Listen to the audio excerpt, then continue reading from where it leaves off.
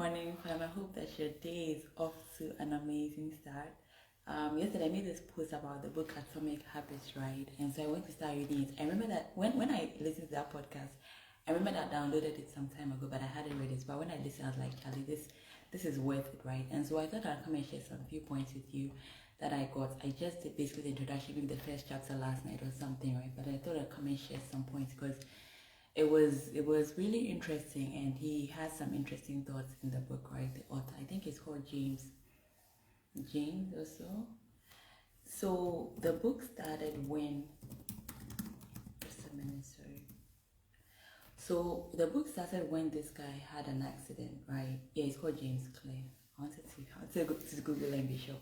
So he had this accident. He was playing baseball, and then one of the people who was what's it called? He was swinging his bat, right? And then he swung his bat, and then somehow this bat, like, it slipped out of the hands of the person who was swinging that bat, and then it came to hit James in the face. And so he had lots of issues. They had to rush him to the hospital. When they rushed him to the local hospital, they said they can't even take care of the issue.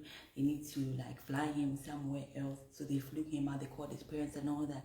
And then so he went to the hospital. His eyes were literally falling out. His nose was broken. He had a lot of issues. They had to put him in an induced coma for a while. Then eventually he got fine, right? Eventually he was able to come back home. And then I think he said that 6 months or so down the line, he had to learn how to do a lot of things again. He had to go to learn how to walk again and all that. And so he really went through a lot before he came back to, let's say, normal, right? So he was in high school by then. Then he moved on to his next level of school, maybe in Ghana's university, right? So he moved on to his next level of school. And when he moved on to the next level of school, he wanted to continue to play baseball again.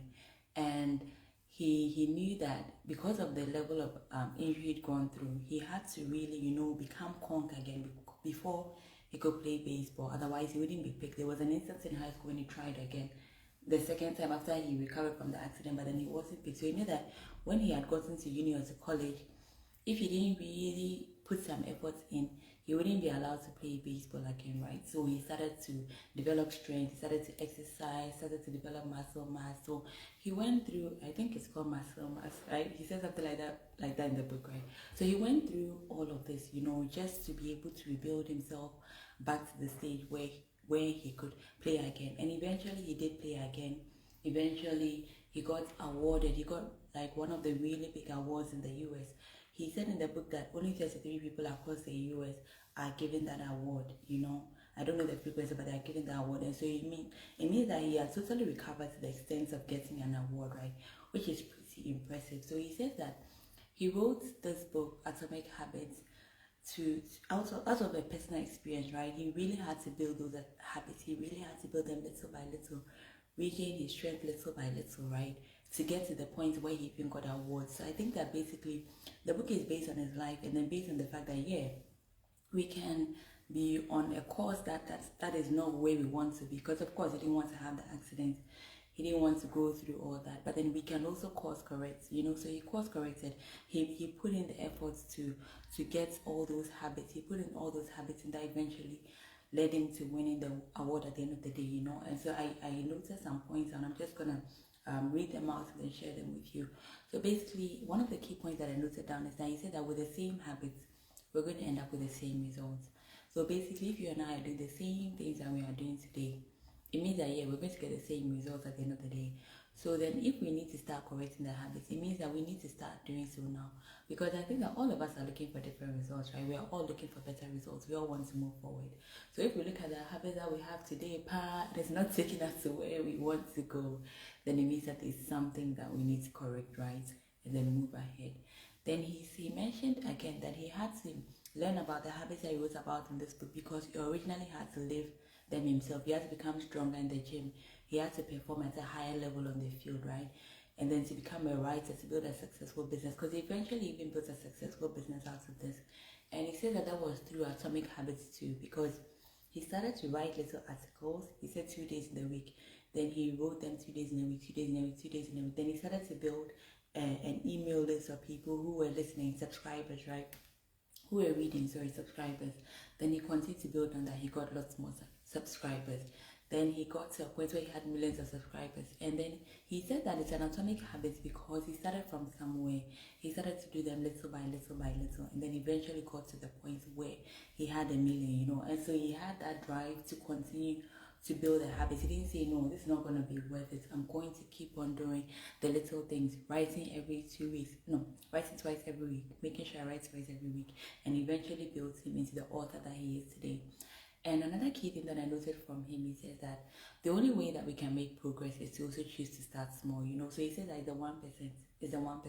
It's the little course corrections that we make along the way, right? Because sometimes you may feel, oh, I need to make some massive change.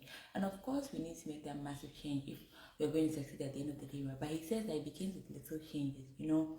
It begins with little changes. So instead of discouraging ourselves that, hey, like, okay, so I need to lose 50 kgs of weight, like, he said that that's not possible, right?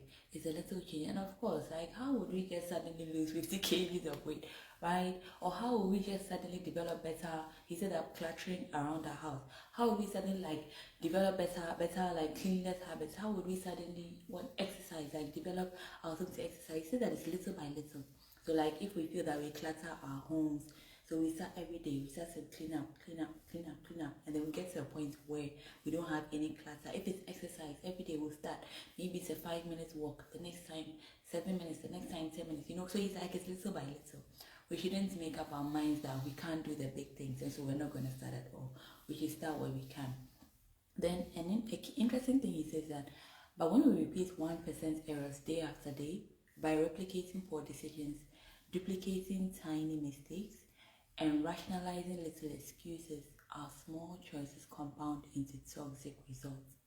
So let's take that again, right? So, but when we repeat 1% errors day after day, by replicating poor decisions, duplicating tiny mistakes, and rationalizing little excuses, our small choices compound into toxic results. And I know that you and I don't want to get toxic results, right? So that point, it really struck me, right? So then if we don't correct the things, like if we just continue, oh, initially, let me say this in English, right? Because we have an international audience. So, oh, this is nothing. Oh, this is nothing. Oh, I can get away with this. He says that the more that we keep doing that, we're going to end up with toxic results at the end of the day.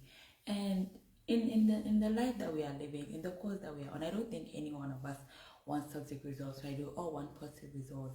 So it means that the things that we ourselves know that we are doing that are not taking us to where we want to be, that we know are not beneficial to where we want to be, we need to start working towards correcting them. Because as he said, if we continue on the toxic things, we're going to end up with the toxic results. He said rationalizing the excuses. So sometimes we truly know, you know, me and you, we know that what we are saying it's an excuse for not doing the right thing. And this is like, if we keep on giving those excuses, we're going to end up at somewhere we don't want to be. And I know that that's not what we want for ourselves, right? So I guess it's a really important call. That's why I guess that I read, I was like, yeah, this is a really, really good book.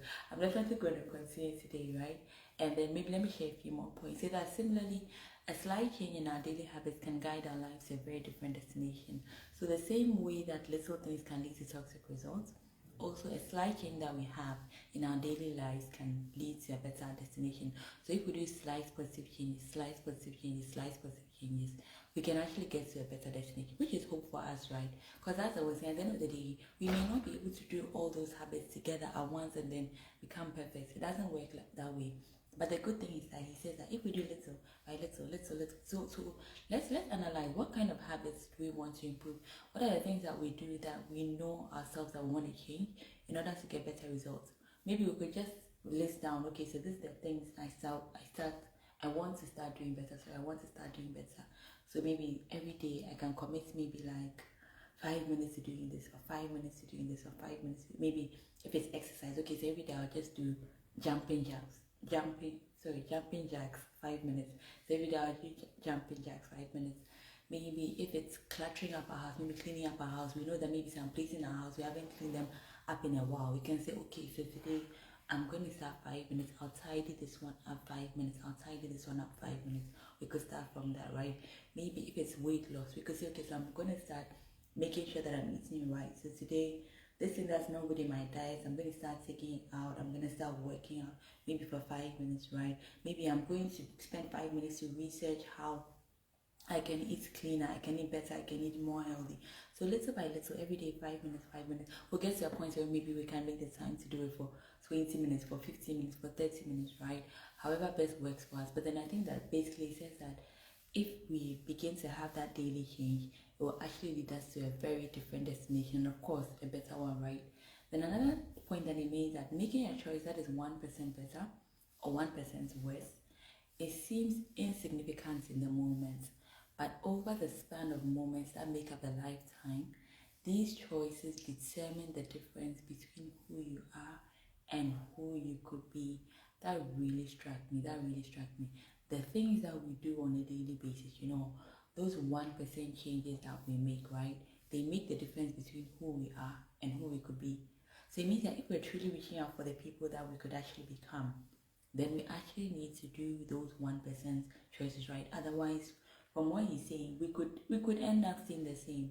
And yeah, I know, like me, I don't want to stay the same. Right? Me, I want to live a better life. I know that we all want to, right?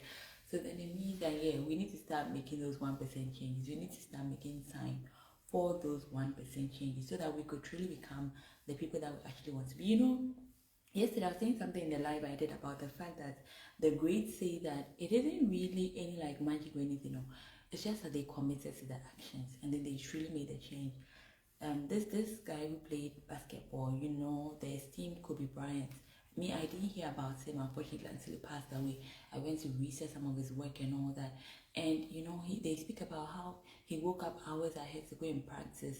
So those are also some of the habits that he built that led him to be that great basketball player, right? And then everybody, when he passed away, everybody like Kobe, Kobe, Kobe. And today people still refer to him, right? I've seen on Instagram how sneakers are being made, and like there are different things being done for him even after he's passed, and his wife has set up a foundation. I've seen a lot of things around him, right? And he got this kind of thing because he practiced the habits that he wanted to instill in himself. Imagine having to wake up every single day like an hour, 2 hours ahead of your teammates, just because you want to become that person who you want to be. And I think that's really such a legacy, right? And so in our different industries, everybody has an industry. Maybe his is basketball, maybe ours is singing, maybe ours is music, maybe ours is writing, maybe ours is reading, maybe ours is doing things for God. Whatever things we want to do, it means that then we need to commit the time, right? We need to make sure that daily, what extra efforts can we put in? Because according to this book, if we are putting in the same effort that we are putting in, and we are not improving those habits, we are going to end up at places where we don't want to end up, or we're going to stay the same. And if we stay the same, we're not really going to be able to leave any legacy, right? So it's important to start to see how we can do that 1% better, how we can give ourselves that extra edge, right? And then maybe I think that the last point I'll share is that he said that you should be far more concerned about your current trajectory than your current results. Good morning, I hope that you're doing well. Sharing some thoughts from Atomic Habits by James Clear. Yes, by James Clear. I started reading yesterday, and it's really as phenomenal, though, so I thought I'd share, right? And so I think that the final thing I was saying is that he said we should be far more concerned about our current trajectory than our current results. So our current trajectory, so basically like the path that we are in. Which path are we in? Because he says that okay, so we can course correct that, right? So if we know that our trajectory that we are in is not taking us where we want to be at the end of the day, what are we doing to start course correcting? What are we doing to start making the change? As I was saying, maybe we can list down the things that we change. We can consciously change them. At the end of the day, everything has to be from a conscious decision, right? Sometimes we know the things that we want to do, but we are not doing them. So we need to consciously decide to course correct. We need to consciously decide to start building the habits. If we feel that we even need to learn certain skills to get to where we want to be, then it means that we need to make that 1% improvement every day.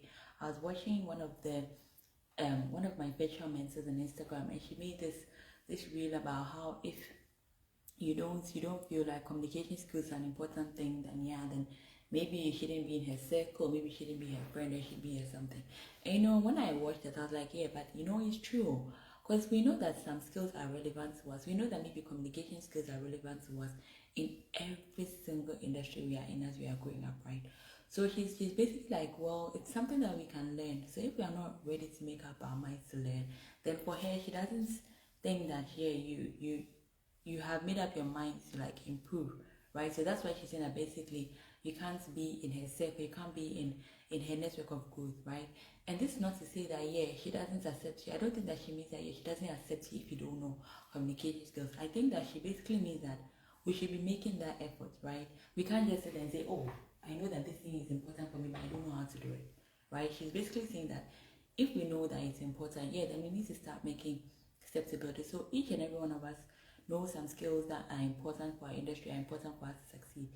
It's up to us to start taking steps towards building those skills, right? If it's books that we need to find, if it's YouTube, if it's resources, thankfully there's so many online resources these days where we can learn from things. When we do a YouTube search, Google search, we'll find so many resources to learn from. So, let's keep course correcting, let's keep getting better, That's what I thought I'd share this, because I'm thinking that even for me, there are some things that I want to start to change. As I'm saying, we all want to get better.